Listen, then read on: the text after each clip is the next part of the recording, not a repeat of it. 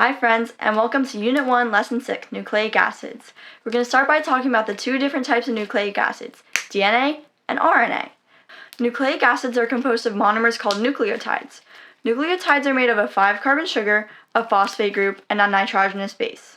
This nitrogenous base can either be adenine, guanine, cytosine, or thymine.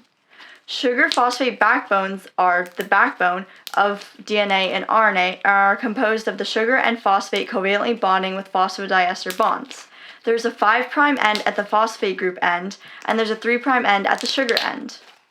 Now I'm going to talk about the difference between DNA and RNA. First, the sugar.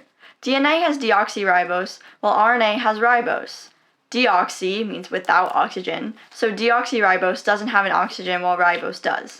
Second, their bases. DNA has thymine, but instead of thymine, RNA has uracil. And lastly, their structure. DNA is double-stranded and makes a double-stranded helix, while RNA is only single-stranded and makes a single-stranded helix.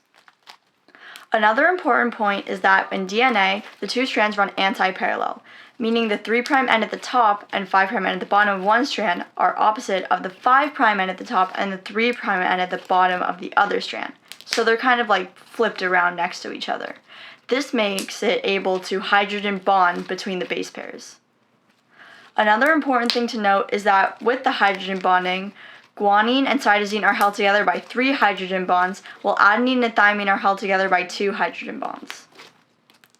The sequence of nitrogenous bases in DNA and RNA are able to encode our genetic information, which means any changes to these nitrogenous bases mean a change in our genetic information.